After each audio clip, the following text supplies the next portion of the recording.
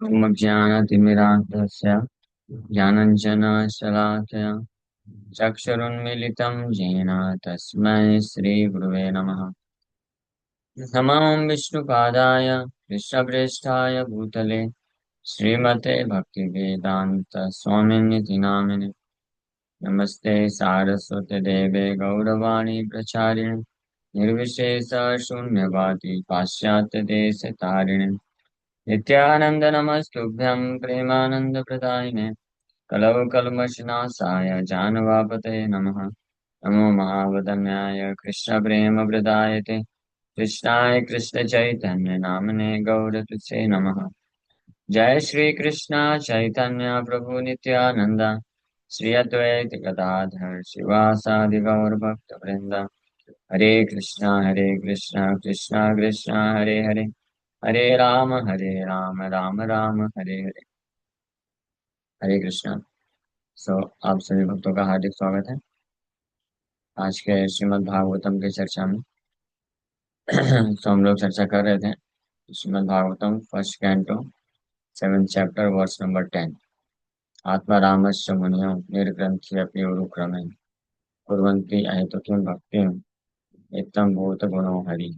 इस श्लोक के ऊपर चर्चा कर रहे थे और श्री चैतन्य महाप्रभु द्वारा चैतन्य भागवत मध्य लीला 24वें अध्याय में सनातन गोस्वामी को इस श्लोक के ऊपर प्रवचन दिया गया, वो हम लोग चर्चा कर रहे थे। तो अभी तक महाप्रभु आत्माराम मुनि निर्ग्रंथ उरुक्रमे कुर्वन्ति अहेतुकी भक्ति इन शब्दों का अर्थ बताए। अब इत्थम भूत गुणों इस श्लोक के ऊपर इसका इस शब्द का अर्थ बताने जा रहे हैं।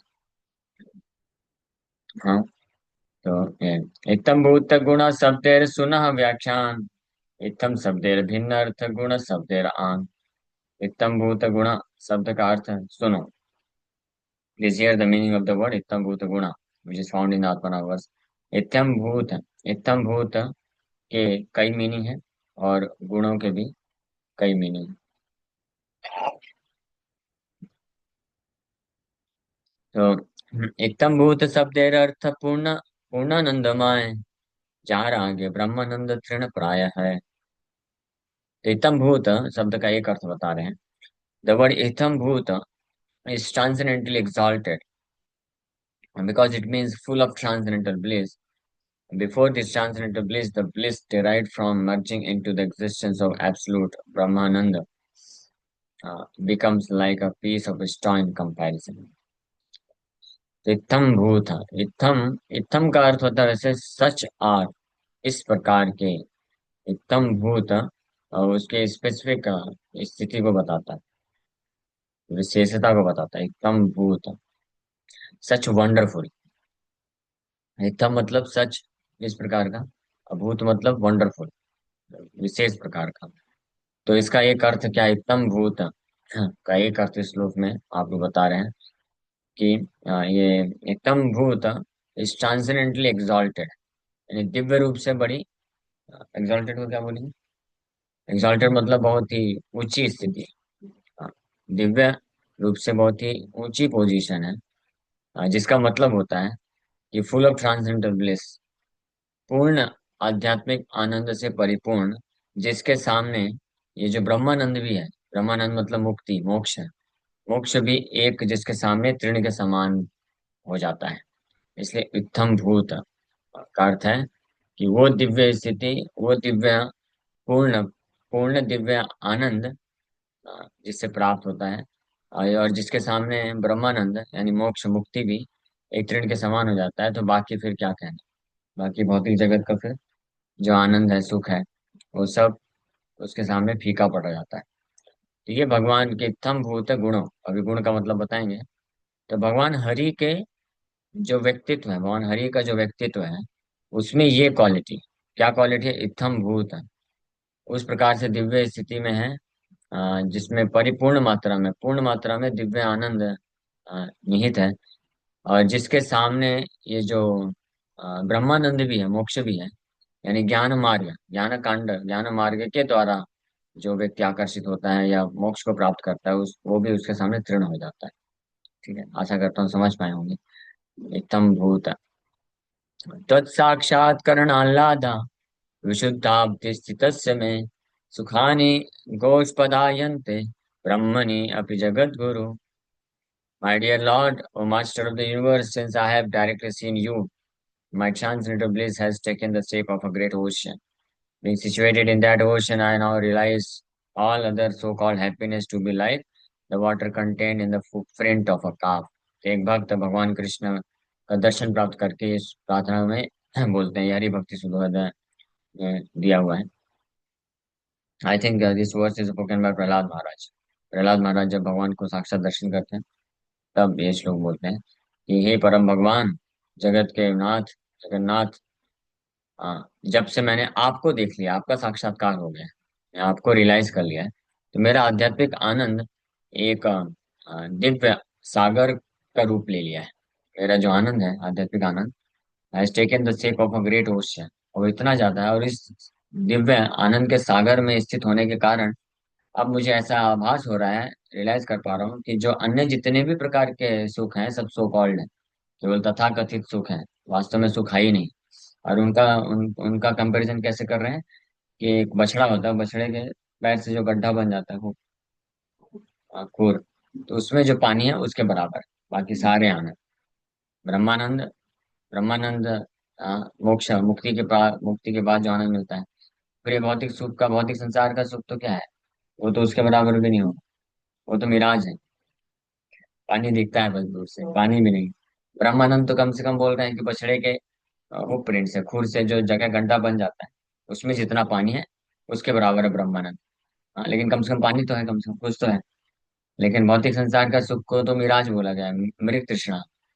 रेगिस्तान में जैसे दूर से पानी दिखता है लेकिन होता नहीं है, भौतिक संसार का सुख वैसा है, झूठा पानी.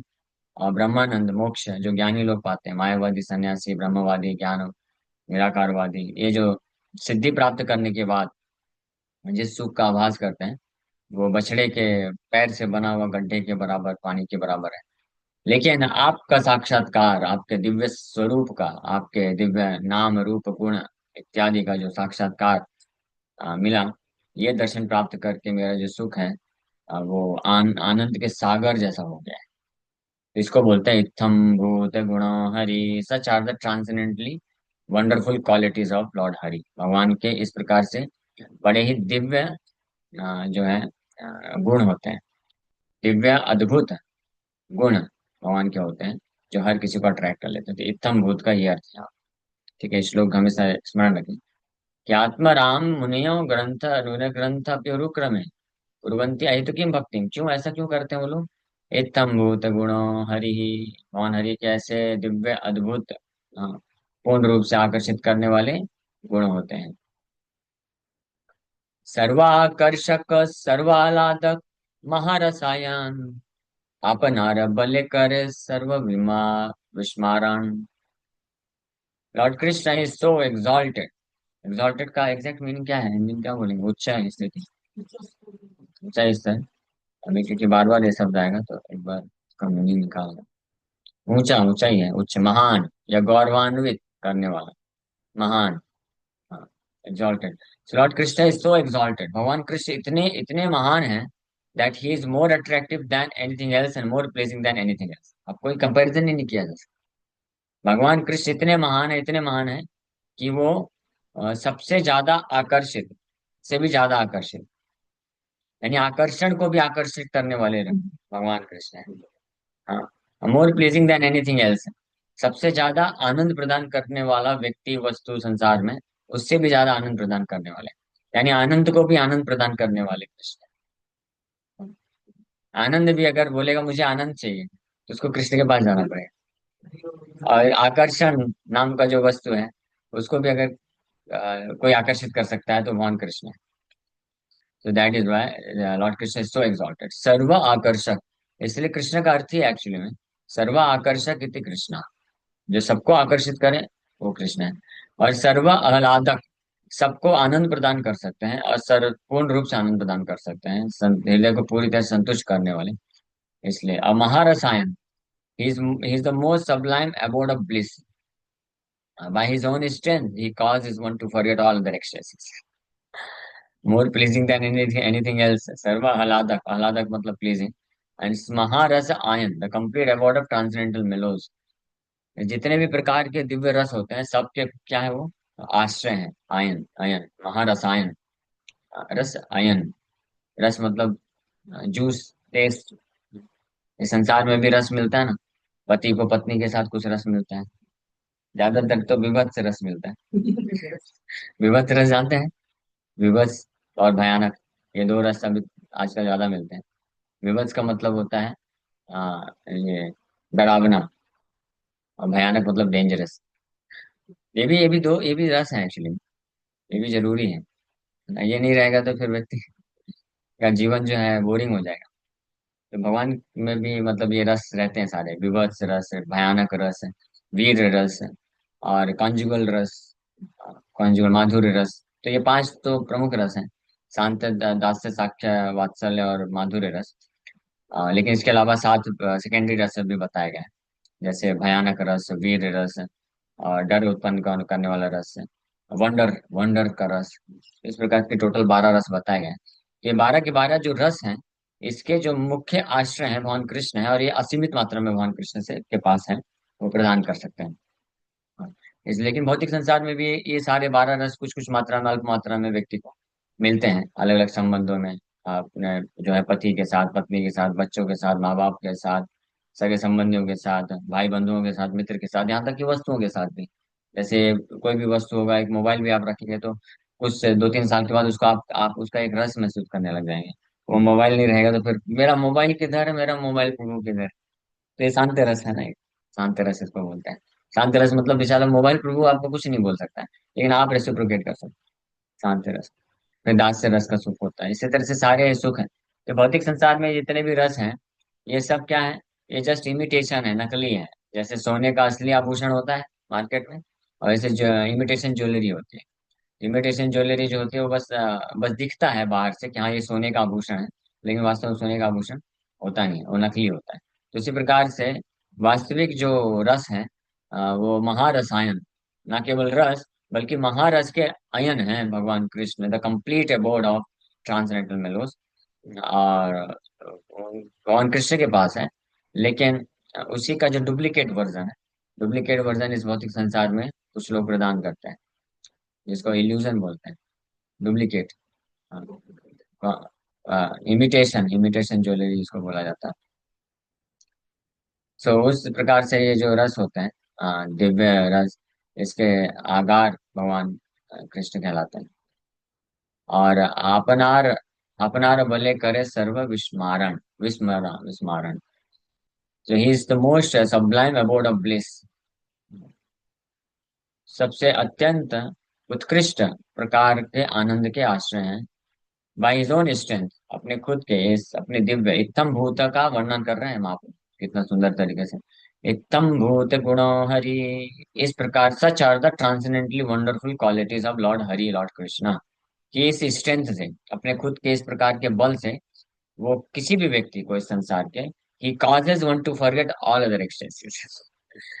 हाँ यानी कोई भी व्यक्ति होगा इस संसार में रह करके उसको अन्य कृष्ण के अलावा और अन्य कहीं पे रस मिल रहा होगा ना, तो कृष्ण के संपर्क में आएगा तो बेचारा सब भूल जाएगा, सारा विमर्श विमर्श हो जाएगा, विमराश हो जाएगा। इस भौतिक संसार में जो अनेकों प्रकार के रस होते हैं ना, किसी व्यक्ति के साथ संबंध में रहने से मिलते हैं, लेकिन कृष्ण के साथ जब संबंध बनता है तो सारे रस फीके पड़ जाते हैं, व्यक्ति उस संबंध को फिर भूल जाता है, छोड़ देता है, त्याग। The highest kind of pleasure in this material world is sex pleasure. तो कृष्ण के चरण कमलों का रस का एक बूंद अगर किसी ने टेस्ट कर लिया, तो ये जो हाईएस्ट काइंड ऑफ प्लेजर है, व्यक्ति इसको भी भूल जाता है, ये भी उसको तुच्छ लगने लग जाता है, इनसिग्निफिकेंट लगने लग जाता है। This is so powerful. तो बाकी अभी बात ही क्या करना। जब ब्रह्मानंद, जो कि आध्यात्मिक आनंद है, वो भी तुच्छ हो जाता है, तृण के समान हो जाता है, तो बाकी इस भौतिक संसार के रस का फिर तो बात ही क्या है। It's just a matter of small fraction of realisation.